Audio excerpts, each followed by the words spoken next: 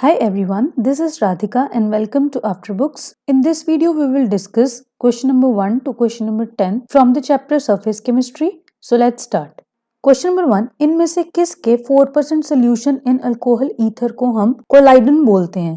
The correct answer is option number 3, that is nitrocellulose. Question number 2, the formation of micelles takes place only above. क्या बोलते हैं उस temperature को? That temperature is known as Krafft temperature which is option number 3 और उस concentration को क्या बोलेंगे? CMC that is critical micelle concentration. Question number 3, which of the following is an example of homogeneous catalysis? Homogeneous catalysis means जिसमें catalyst और reactants और products की same phase हो. तो हम यहाँ पे देखते हैं चारों ऑप्शंस. पहले ऑप्शन में क्या है? Manufacture of sulphuric acid by contact process. Second is manufacture of ammonia by Haber's process. Third is hydrolysis of sucrose in the presence of an acid which is dilute. And in option number 4 क्या है? Hydrogenation of oils. तो इन सब की एक बार हम reactions देख लेते हैं. In case of contact process, one of the steps is where SO2 combines with O2 to form SO3 and इसके लिए जो catalyst use होता है that is either platinum or vanadium pentoxide. यहाँ पे ये जो reactants हैं these are also gases and the product is also gas whereas the catalyst is a solid. Therefore ये तो क्या हो गई? एक heterogeneous catalysis. Now in case of Haber's process क्या होता है? N2 plus 3H2 gives rise to 2NH3 और यहाँ पे हम कौन सा कैटलिस्ट यूज करते हैं? आयरन.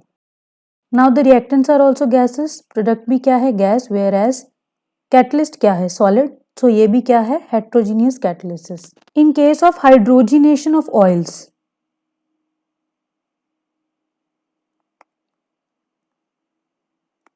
क्या होता है? यहाँ पे कोई भी वेजिटेबल ऑयल लिया हमने, वो क्या होगा? लिक्विड. उसमें हमने ऐड की हाइड्रोजन गैस और यहाँ पे क्या फॉर्म हो जाता है? वेजिटेबल घी.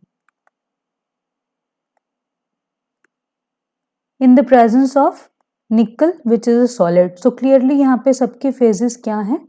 अलग अलग. So it is also a heterogeneous catalysis. Now in case of hydrolysis of sucrose in the presence of a dilute acid क्या होता है? यहाँ पे सुक्रोज इज C12H22O11. रिएक्शन क्या है? क्या फॉर्म होता है यहां से? 1 molecule of glucose, 1 molecule of fructose. ये दोनों क्या है? Aqueous solutions. ये भी क्या है? एक्वस. और ये तो है ही वाटर. और यहाँ पे जो H पॉजिटिव है it is also coming from an aqueous medium because हमने यहाँ पे एसिड यूज किया है डाइल्यूट. तो सबके फेजेस सेम है. So it is a homogeneous catalysis. So the correct option is option number 3. Question number 4. To stop bleeding from an injury, ferric chloride can be applied. अगर ये statement है तो इनमें से कौन सा option is justified?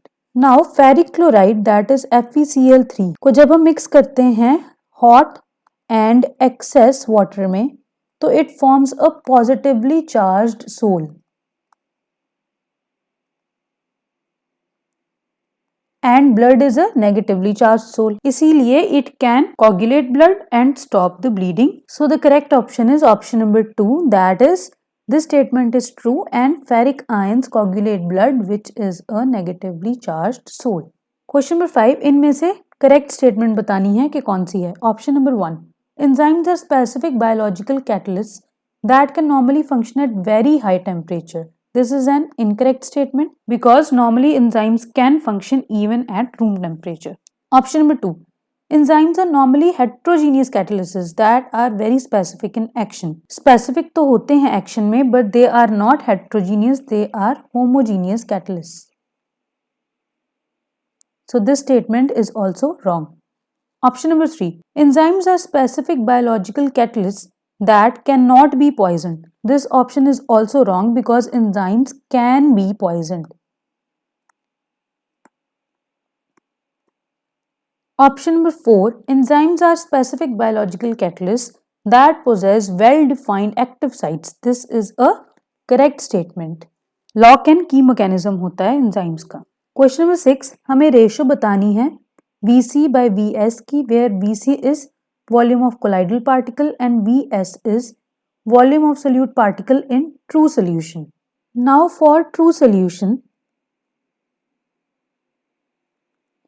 डायामीटर की क्या रेंज होती है? 1 angstrom to less than 10 angstrom. And colloidal solution के लिए डायामीटर की रेंज होती है 10 एंगस्ट्रॉम टू 1000 एंगस्ट्रॉम. नाउ हमें क्या बताना है? Vc by Vs की रेशो. तो वॉल्यूम दोनों का ही क्या होगा? 4/3 pi r cube, because both are spherical. तो यहां से Vc by Vs सिंपली क्या रह गया? RC³ upon RS³. अब क्या करेंगे हम? C, यहाँ पे हमें ये पता है कि जो हाईएस्ट वैल्यू है it should be less than 10 angstrom, but क्या है? It is not defined. So हम क्या करेंगे? यहाँ पे लोअर लिमिट्स ले लेंगे. Taking the lower limits, RC क्या हो जाएगा यहाँ पर? 10/2, that is diameter upon 2 which is 5.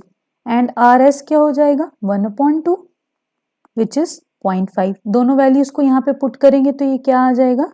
Vc by Vs will be equal to 5/0.5 cube, which is equal to 10 cube.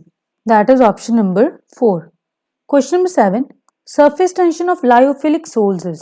Lyophilic sols क्या होते हैं? Which have a great affinity for liquids. In case of lyophilic sols, intensive interaction हो जाती है with the molecules of surrounding liquid. So the particle surface क्या हो जाते हैं? Solvate हो जाते हैं and the free surface decreases. So the surface tension also decreases. इसीलिए usually जो surface tension होती है lyophilic sols की वो क्या होती है?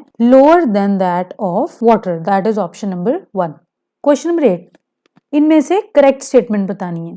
Option number 1, adsorption is always exothermic. This is a correct statement. Option number 2, physisorption में transform into chemisorption at high temperature. ये भी बिल्कुल सही स्टेटमेंट है. जैसे जैसे टेम्परेचर इंक्रीज होता जाएगा वैसे वैसे फिजिजॉर्प्शन केमिजॉर्प्शन में कन्वर्ट हो जाती है. Option number 3, physisorption increases with increasing temperature but chemisorption decreases with increasing temperature. This is an incorrect statement because physisorption में क्या होता है? Physisorption decreases as temperature increases and chemisoption increases as temperature increases. कहने का मतलब फिजिजॉर्प्शन is inversely proportional to temperature and chemisoption is directly proportional to temperature. Option number 4, chemisoption is more exothermic than physisorption. However, it is very slow due to higher energy of activation. This is also a correct statement because in case of chemisoption new bonds are formed. So in total correct statements कौन कौन सी हैं? Option number 1, option number 2 and option number 4. Question number 9. Which of the following colloids cannot be coagulated easily? Lyophilic colloids are not coagulated easily और lyophilic colloids को और क्या बोलते हैं? Reversible colloids. So the correct options are option number 2 and option number 3.